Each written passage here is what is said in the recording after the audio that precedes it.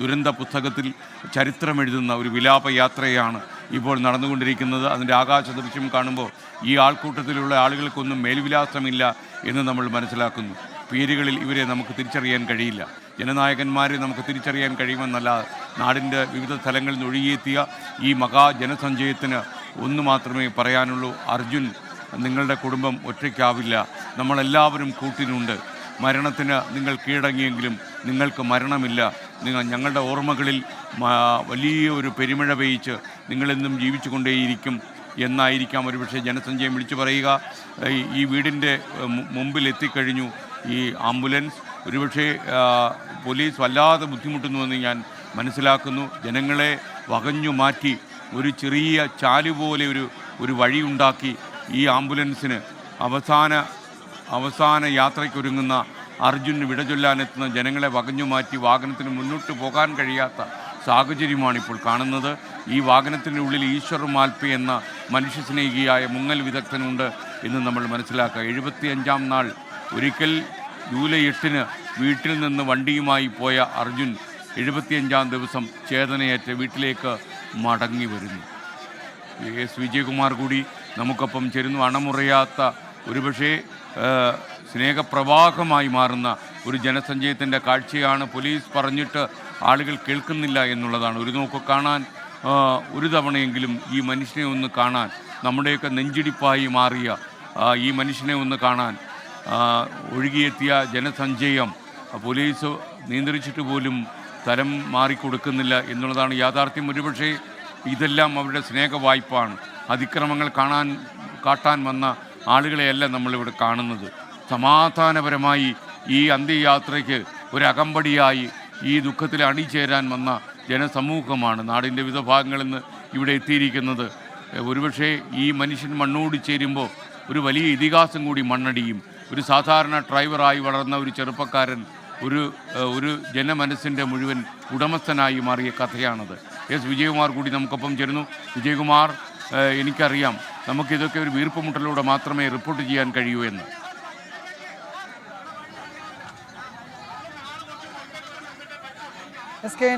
അർജുൻ എന്ന ആ ചെറുപ്പക്കാരൻ അദ്ദേഹത്തിൻ്റെ ജീവിതത്തിൽ ഏറ്റവും സന്തോഷം അദ്ദേഹം അനുഭവിച്ച അദ്ദേഹത്തിൻ്റെ സ്വന്തം വീട്, അദ്ദേഹം വളരെ ചെറിയ പ്രായത്തിൽ തന്നെ ആ കുടുംബത്തിൻ്റെ ഭാരം, അതിൻ്റെ അത്താണി എന്ന് നമ്മൾ എല്ലാ അർത്ഥത്തിലും പറയാം.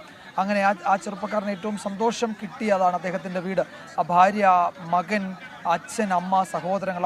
അപ്പോൾ അദ്ദേഹം ഏറ്റവും ജീവിതത്തിൽ ഏറ്റവും സന്തോഷം അനുഭവിച്ച അദ്ദേഹത്തിൻ്റെ വീട്ടിലേക്ക് ചേതനയറ്റ നിലയിൽ അർജുൻ കടന്നു വരികയാണ്. നമുക്ക് വാക്കുകൾ കൊണ്ട് വിവരിക്കാൻ കഴിയില്ല അവിടെ ഉള്ളവരുടെ അവരുടെ പ്രയാസം, അവരുടെ ദുഃഖം, അവരുടെ ദുരിതം, അവരുടെ സങ്കടം, അവരുടെ കണ്ണീരൊന്നും നമുക്ക് വാക്കുകൾ കൊണ്ട് പറഞ്ഞറിയിക്കാൻ കഴിയില്ല.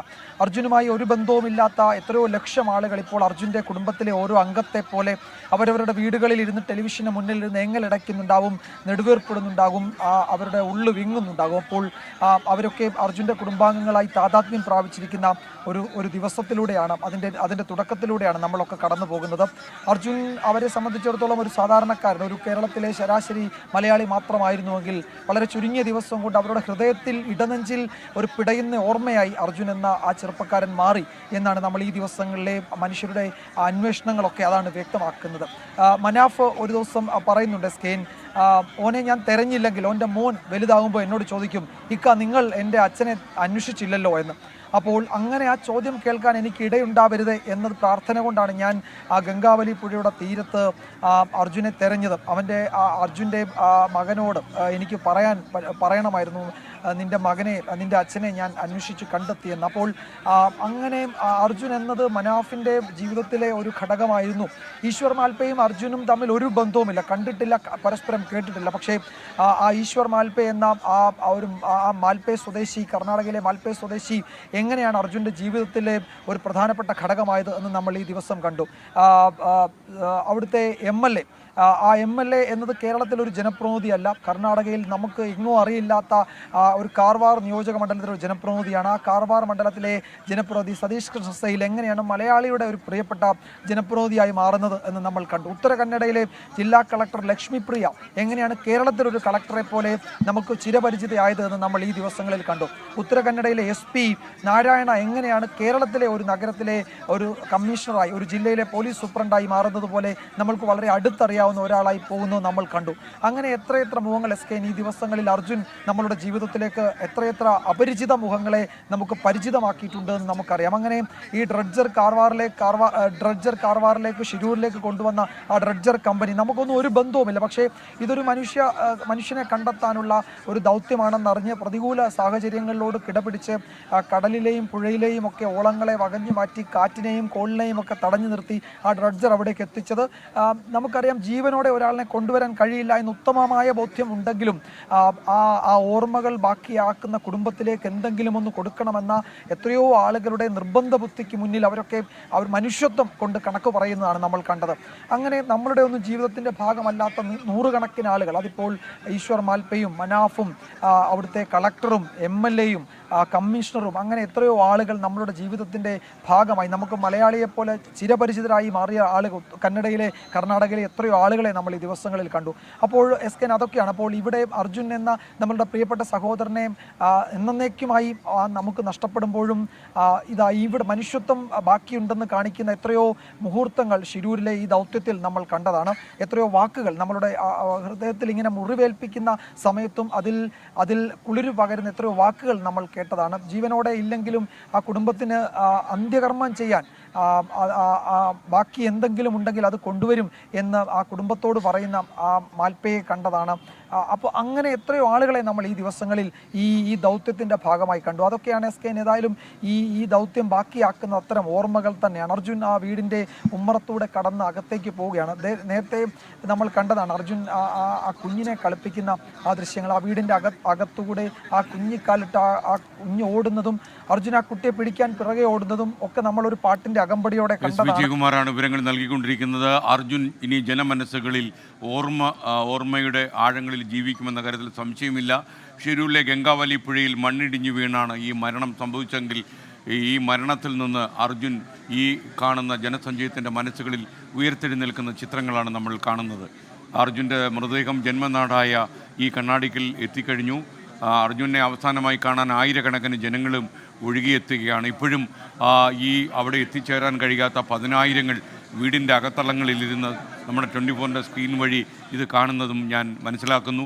ലോകമെമ്പാടും ഇരുന്ന് പല ആളുകളും ഈ ദൃശ്യങ്ങൾ കാണാൻ കഴിയുന്നില്ല, ചങ്ക് പൊട്ടിപ്പോകുന്നു എന്നൊക്കെ പറയുന്ന ആളുകളുണ്ട്. അതുപോലെ ഇന്ന് എൻ്റെ മനസ്സ് വിങ്ങിപ്പോകുന്നു, ഞാൻ കണ്ണാടിക്കൽ കരിയാണെന്നൊരു നിഷ നമ്മളോട് പറയുന്നു. ഇങ്ങനെ എത്രയോ ആളുകൾ ഒരുപക്ഷെ നമുക്ക് ആർക്കും അറിയാതിരുന്ന ഒരു ചെറുപ്പക്കാരൻ നമ്മുടെ എല്ലാമായി മാറിയ ദിവസമാണ് ഇന്ന്. ഈ മനുഷ്യൻ്റെ വിടവാങ്ങൽ ഒരുപക്ഷെ നമ്മുടെ ജീവിതത്തിൽ നമുക്ക് ഏറ്റവും പ്രിയപ്പെട്ട ഒരാളിൻ്റെ വിടവാങ്ങലായി മാറുകയാണ് ഈ ദിവസം. മാത്രമല്ല ഓർമ്മകൾ ദുരന്തങ്ങളായി പെയ്തിറങ്ങുമ്പോൾ ഒരുപാട് കാലം ഈ മനുഷ്യൻ നമ്മുടെ ജീവിത പുസ്തകത്തിൽ ഉണ്ടാകുമെന്ന കാര്യത്തിൽ സംശയമില്ല. ഒരു നാട് കണ്ണാടിക്കൽ എന്ന ഈ മനോഹരമായ ഗ്രാമം ഈ ചെറുപ്പക്കാരനെ നെഞ്ചോട് ചേർക്കുന്നു. ഈ ചെറുപ്പക്കാരൻ്റെ ഹൃദയതാളത്തിൽ ഈ ഗ്രാമം എന്നും ഉണ്ടായിരുന്നു. താളം ഒടുങ്ങിയെങ്കിലും ഈ മനുഷ്യൻ്റെ ജീവിതം ഒരുപക്ഷെ നമ്മൾ എന്നും ഓർമ്മിച്ചു പോകും. KR ഗോപികൃഷ്ണൻ കൂടി കണ്ണാടിക്കലെ വീട്ടിൽ നിന്ന് നമുക്കൊപ്പം ചേരുകയാണ്.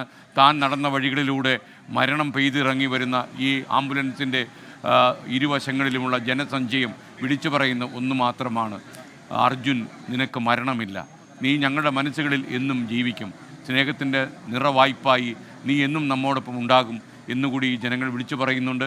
ദുഃഖം കനീഭവിച്ച് നിൽക്കുന്ന ഒരു പരിസരമാണ് ഈ വീട്ടിൻ്റെ അടുത്തുള്ളത് എന്ന് ഞാൻ മനസ്സിലാക്കുന്നു. ഒരുപാട് ആളുകൾക്ക് ഇന്നെല്ലാമായ അർജുൻ്റെ മറ്റ് ജീവിത ചിത്രങ്ങളിലേക്ക് പോവുകയാണ്. KR ഗോപികൃഷ്ണൻ പറയും. SK, ഈ നാടിൻ്റെയും നാട്ടുകാരുടെയും മനസ്സിൽ ഒരു ചിരഞ്ജീവിയായി അർജുൻ മാറിക്കഴിഞ്ഞിരിക്കുന്നു. അത് എത്രത്തോളം അവരുടെ ഹൃദയത്തിൽ ആഴത്തിൽ പതിഞ്ഞിട്ടുണ്ട് അർജുനും അർജുൻ്റെ പെരുമാറ്റവും ഇടപെടലും എന്നൊക്കെ ഉള്ള നേർസാക്ഷ്യമാണ് ഇന്ന് നമ്മൾ സാക്ഷ്യം വഹിച്ച ഈ വലിയ ജനാവലി. ഇവിടെ അർജുൻ്റെ മുഴുവൻ സന്തോഷങ്ങളുടെയും കേന്ദ്ര ബിന്ദു അർജുൻ്റെ കുടുംബമായിരുന്നു. ആ കുടുംബം വളരെ സന്തോഷത്തോടുകൂടി കഴിഞ്ഞിരുന്ന അർജുൻ്റെ സ്വപ്ന ഭവനമാണ് ഇത്. ഈ ഭവനത്തിനോട് ചേർന്നാണ് അർജുന് അന്ത്യവിശ്രമത്തിന് വേണ്ടിയുള്ള ഇടമൊരുങ്ങിയിരിക്കുന്നത്. ഇവിടെയാണ് ചിതയൊരുക്കുന്നത്. അർജുൻ എല്ലാ കാലത്തും ഈ വീട്ടിലേക്ക് എത്തിയിരുന്നത് സന്തോഷം നിറച്ച ചിരിയുമായിട്ടായിരുന്നു. അർജുന് വേണ്ടിയുള്ള കാത്തിരിപ്പായിരുന്നു എപ്പോഴും കുടുംബത്തിനുണ്ടായിരുന്നത്. കാരണം ആ കുടുംബത്തിൻ്റെ ഏത് ആവശ്യത്തിനും ഒരു വെളിപ്പാടകലെ എന്നും അർജുൻ ഉണ്ടായിരുന്നു. അതുകൊണ്ട് തന്നെ അർജുൻ എന്നത് കുടുംബത്തിൻ്റെ അത്താണിയും ആശ്രയവും അവരുടെ സന്തോഷവും ഒക്കെയായിരുന്നു. അങ്ങനെ അർജുൻ്റെ കഠിനാധ്വാനത്തിൻ്റെയും അർജുൻ്റെ പ്രതീക്ഷകളുടെയും സ്വപ്നങ്ങളുടെയും ഒക്കെ ഒരു സാക്ഷാത്കാരമാണ് യഥാർത്ഥത്തിൽ അവരുടെ പഴയ ഈ തറവാട് വീടിന് മുൻപിലുള്ള ഈ വീട് പണിയാൻ വേണ്ടി, ഈ വീട് നിർമ്മിച്ചെടുക്കാൻ വേണ്ടി അർജുൻ വളരെ ചെറിയ പ്രായത്തിൽ തന്നെ കഠിനാധ്വാനം ചെയ്ത കഥകളൊക്കെ ഇപ്പോൾ കേരളത്തിലെ എല്ലാവർക്കും അറിയാം. ഈ വീടിൻ്റെ ഈ സ്വപ്ന ഭവനത്തിനോട് ചേർന്ന് നിൽക്കുന്ന ഇടത്താണ് അർജുന് വേണ്ടിയുള്ള അന്ത്യവിശ്രമം ഒരുങ്ങുന്നതും ഇവിടെയാണ് അർജുന് വേണ്ടിയുള്ള ചിതയൊരുക്കുന്നത്. ആ അന്ത്യകർമ്മങ്ങൾ നിർവഹിക്കുക അർജുൻ്റെ സഹോദരൻ അഭിജിത്താണ് എന്നതാണ് ഇപ്പോൾ നമുക്ക് വീട്ടുകാരിൽ നിന്നും ബന്ധുക്കളിൽ നിന്നും ലഭിക്കുന്ന വിവരം. ഏതായാലും ആ കാര്യത്തിൽ ഒരുപക്ഷെ ഒരു സ്ഥിരീകരണം ആവശ്യമാണ്. പക്ഷേ നിലവിൽ ഇപ്പോൾ നമുക്ക് കിട്ടുന്ന വിവരങ്ങൾ അനുസരിച്ച് ഈ അന്ത്യകർമ്മങ്ങൾക്ക് നേതൃത്വം വഹിക്കുക, അന്ത്യകർമ്മങ്ങൾ നിർവഹിക്കുക അർജുൻ്റെ ഇളയ സഹോദരൻ അഭിജിത്താണ് എന്നതാണ് നമുക്കറിയാം. അർജുൻ്റെ സഹോദരിമാർ 2 പേർ, അഭിരാമിയും അഞ്ജുവും പിന്നെ അഭിജിത്തുമാണുള്ളത്. ഈ സഹോദരങ്ങൾക്ക് എന്നും ഒരു ആശ്രയവും സ്നേഹവാത്സല്യവുമായിരുന്നു അർജുൻ. മാതാപിതാക്കൾ, ആ കുടുംബം എത്രത്തോളം അർജുനെ ആശ്രയിച്ചിരുന്നു എന്നത് ഇവിടുത്തെ നാട്ടുകാരുടെ വാക്കുകളിൽ നിന്നറിയാം. ഇവിടെ ഇപ്പോൾ അന്ത്യവിശ്രമം ഒരുക്കാൻ വേണ്ടിയുള്ള തയ്യാറെടുപ്പുകളിലേക്ക് കടന്നു കഴിഞ്ഞു. ഇവിടെ ഇപ്പോൾ അർജുൻ്റെ വീട്ടിൽ പൊതുദർശനത്തിന് വെക്കുന്നു മൃതശരീരം. അവിടെ വീട്ടുകാരും നാട്ടുകാരുമായി ഒരു വലിയ ജനസഞ്ചയം അർജുനെ അവസാനമായി ഒരു നോക്ക് കാണാനും അന്ത്യാഞ്ജലി അർപ്പിക്കാനുമായി ഇവിടേക്ക് എത്തിച്ചേർന്നിട്ടുണ്ട്.